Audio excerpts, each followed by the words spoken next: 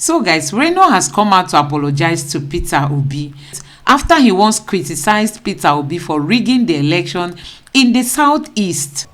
Author and activist Reno Omokri has accused President-elect Bola Ahmed Tinubu of rigging the 2023 presidential election intelligently. While in a series of tweets, Reno stated that Tinubu used his conscience in rigging the presidential election by allowing other candidates to have votes during the rigging process. While Omokri, however, described Peter Obi as the rigger-in-chief of the presidential election, adding that he rigged the election unintelligently. Reno further stated that never in the history of Nigeria has any candidate secured 97% of votes like Obi did in some areas of the southeast. But today, Reno has come out to apologize to Peter Obi after Mr. Peter Obi was seen receiving an overwhelming welcome during the ceremony of Governor Soludo to mark his 1 year in office. Well, several people have said that Bola Tinubu rigged the February 25, 2023 elections to emerge as the president-elect.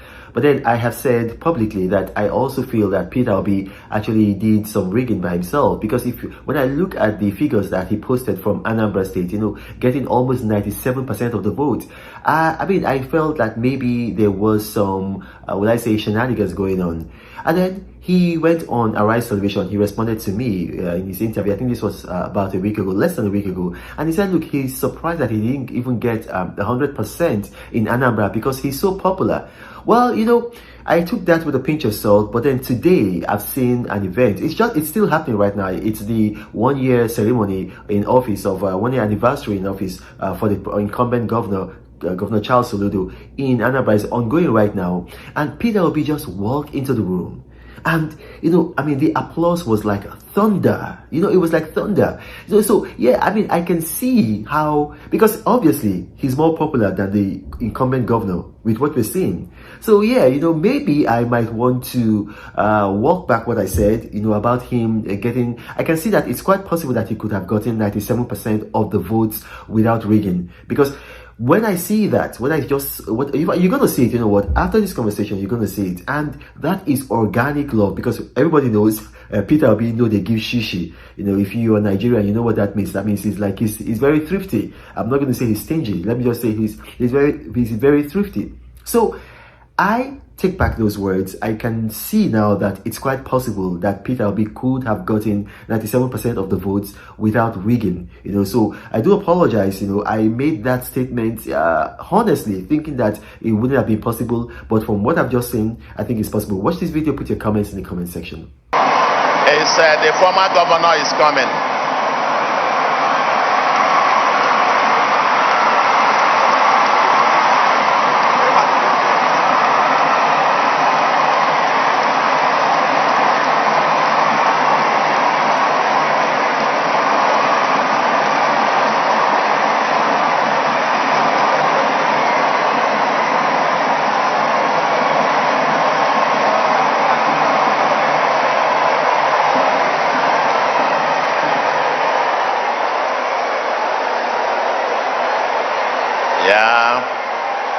Yeah.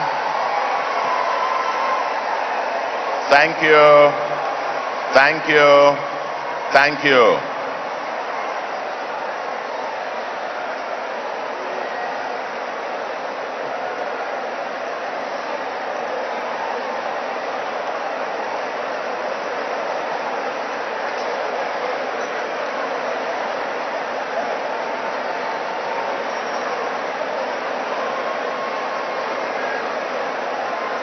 Oh yes, I think today is a very, very special day.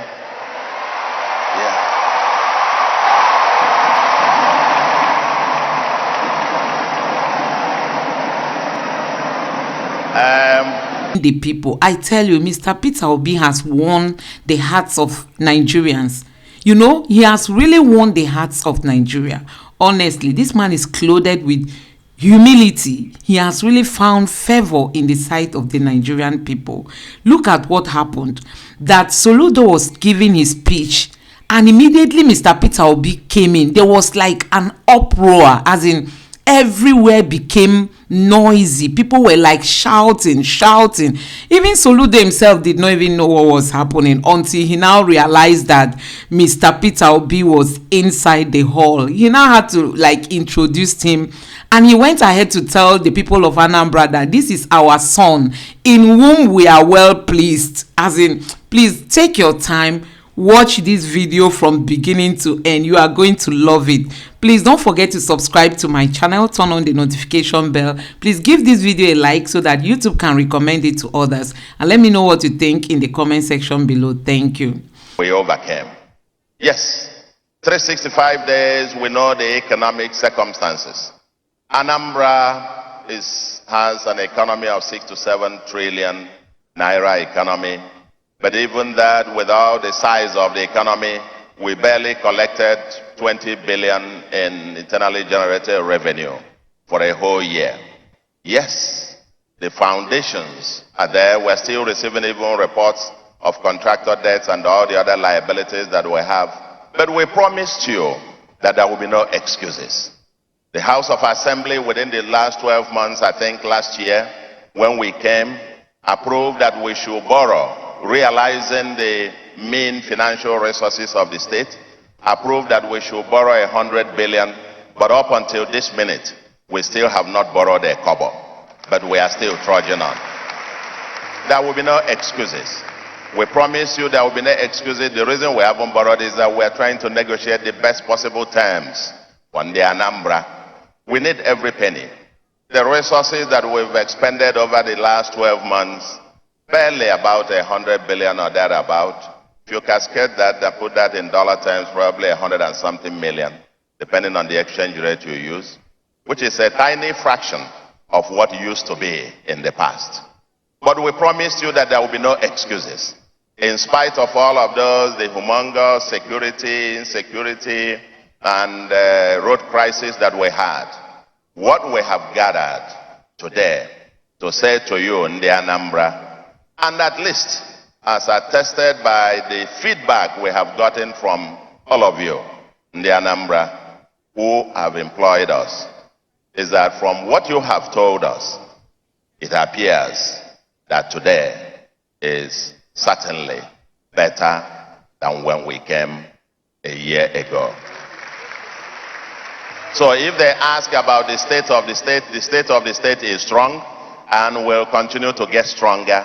And we believe that in years to come, it will continue to get better and better and better. It's an agenda with a deadline. We have 3 more years to go. 1 year gone. But this first 1 year, ladies and gentlemen, has been 1 year of trying to set fundamental foundational issues. While I said this particular this particular first anniversary, I'm so delighted, so very delighted about the cream of the Anambra who have come, and very importantly, our partners in progress, our friends and well-wishers, and the partners of the Anambra, friends of the Anambra, and very importantly, I would dare to say, the father of modern Nigeria is here, Chief Olusegun Obasanjo, who is also my boss. As my boss, under whose tutelage I went for 4 years, woke up every morning, part of the morning prayer team, and learned on the feet of the master. And I think I must say,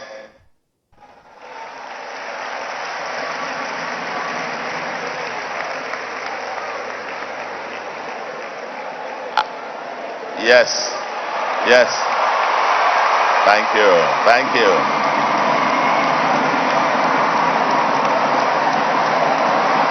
Thank you. Yeah. It's the former governor is coming.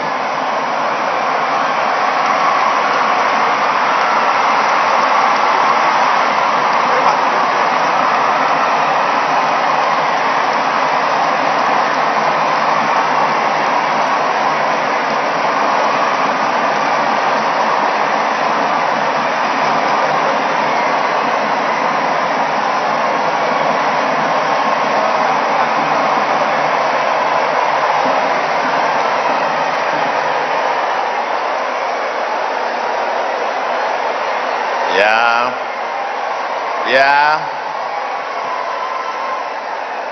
Thank you. Thank you. Thank you.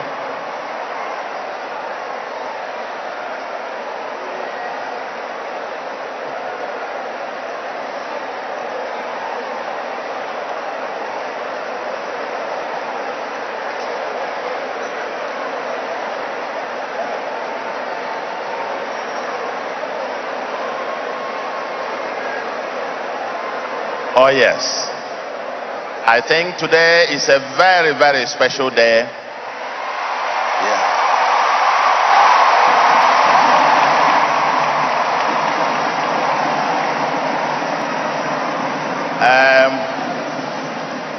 It's a very special day. Very special day in Anambra. It's okay. It's okay. Thank you very much. It's a very special day in Anambra. Before you walked in, my predecessor in office, and an illustrious son of Anambra in whom we are well pleased, Mr. Peter Obi.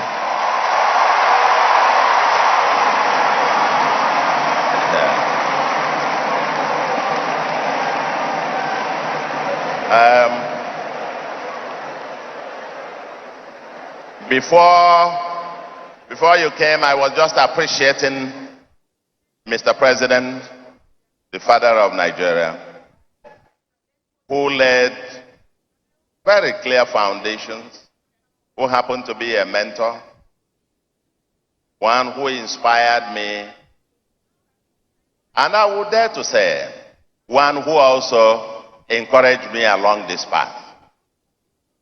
And I'm so very pleased, and I want to thank God immensely, that today when we are celebrating our first year in office, that he is here live to witness the seed that he has sowed.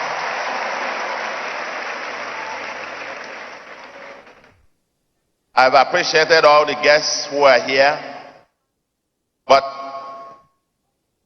my predecessor who just came in, we've also recognized Mrs. Etiaba with whom you worked. Under our own party, when I sent an invitation to him, and I don't think he saw it, when we then met in Aguleri, I reminded him that I had sent him an invitation, and he read it there beside me and promised me that he will come, and here he is.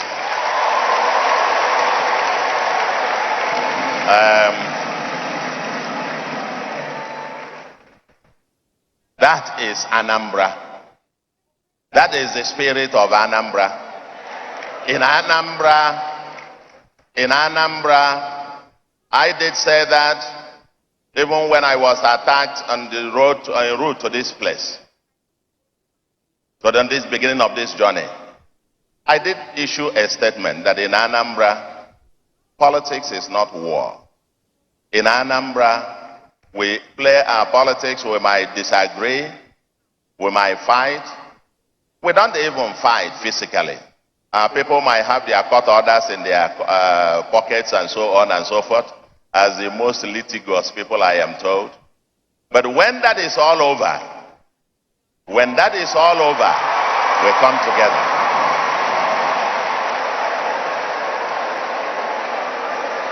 That is the spirit of Anambra. And I want to thank you immensely, Governor, for coming to this event. Okay, now let us go on.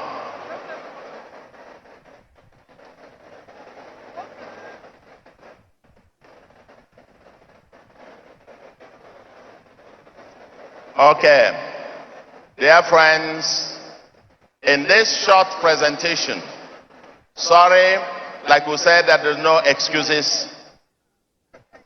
Despite the challenges, mean resources, security, infrastructure challenges, we had a road crisis.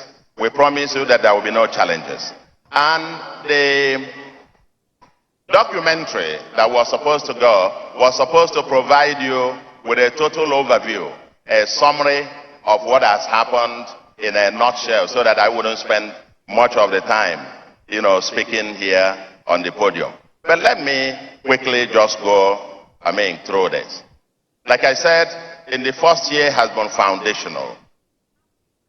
And we'll be working literally 24/7.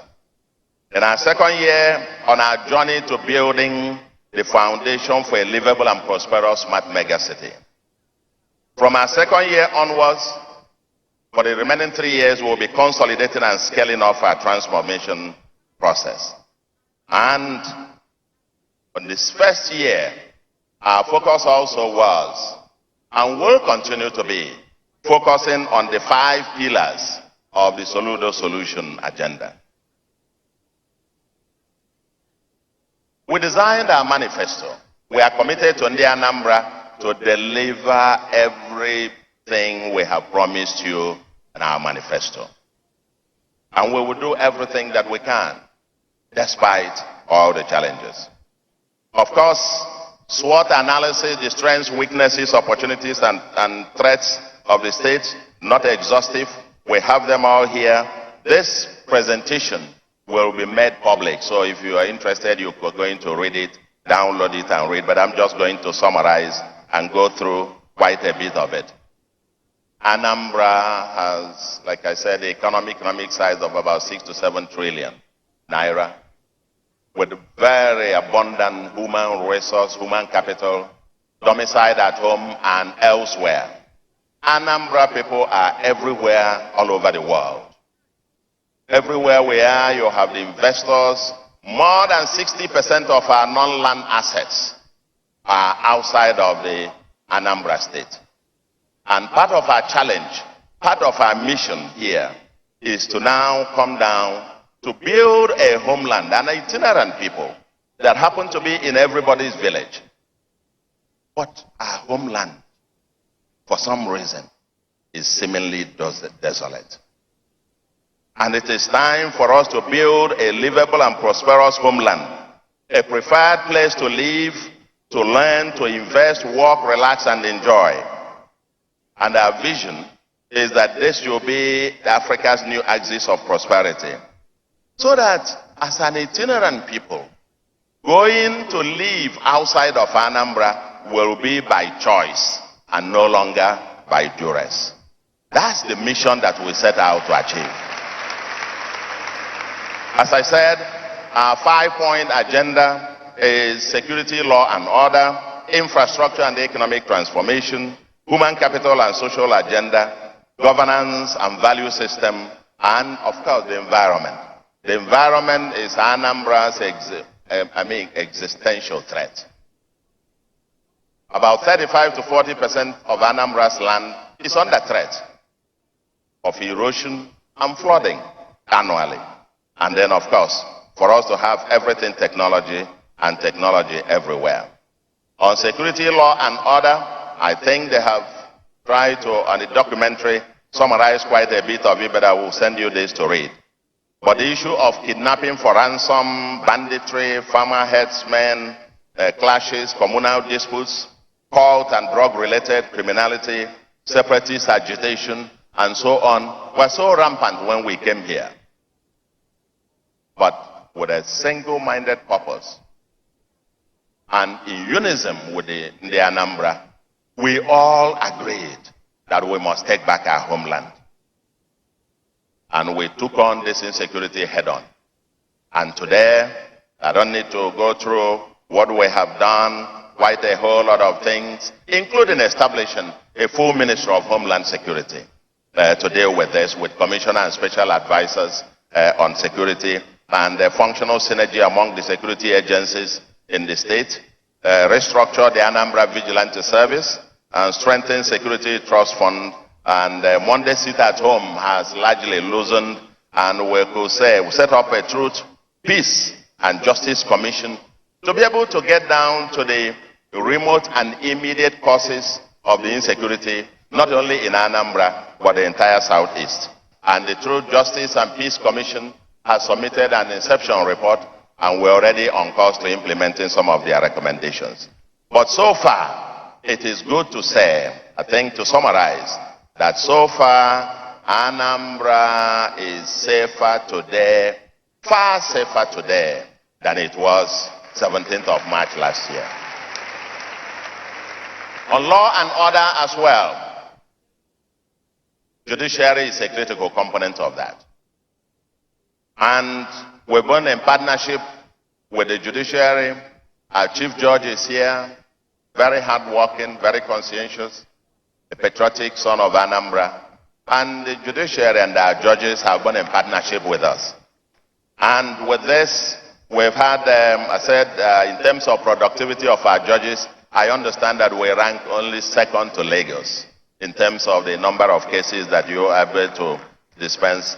We proceeded on sequential digitization of the justice delivery system, enabling virtual hearing facilities, improved power supply in our high courts, and facilitated a new law, state multi-door courthouse that will enhance access to justice by providing alternative mechanism to supplement litigation. Opened a register for defendants convicted for rape and so on. Designated courts at the magistrate and high court for sex gender-based cases and facilitating the amendment of criminal justice law, and so on and so forth. On part 2, which is our economic infrastructure and economic transformation. When we came, the pillars to make this livable and prosperous homeland to happen, the critical infrastructure required to make this happen, include the issue of transportation, especially land in the case of Anambra here. Our water transportation will also be very critical, but also power infrastructure, technology, and so on. And we immediately, recognizing the road crisis that we had, we acknowledged that during our campaigns that Anambra faced a road crisis. And when we came, we immediately declared a state of emergency on roads in Anambra. And within the first 9 months, we awarded and flagged off 261 kilometers of roads, touching the entire 21 local governments simultaneously.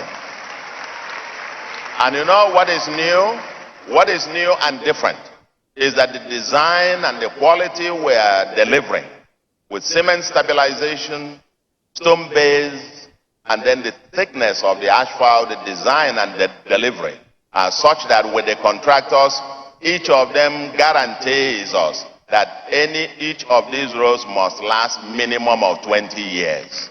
That is what is new, and that is what we are doing differently. Also, for all of these roads that we have awarded, we have paid mobilization fees of 30 to 50% to all the contractors, and work is simultaneously going on around the state.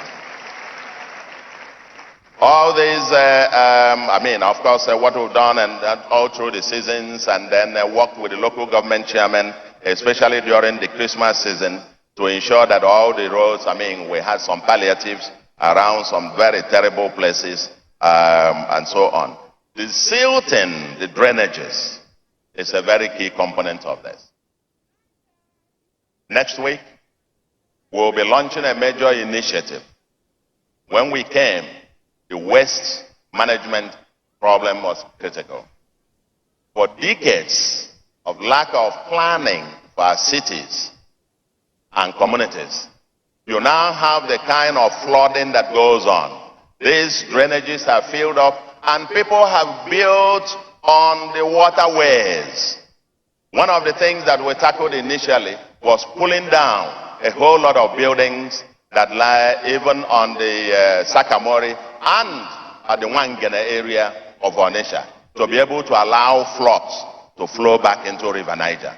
It wasn't a pretty thing to do, and many of you watched some of the drama that went on there. But this is a task that we must do. Every time it rains, you see flooding on the streets and several other places. This must end. And next week we are launching, we've now finished a study for a comprehensive framework to be able to deal with this once and for all. But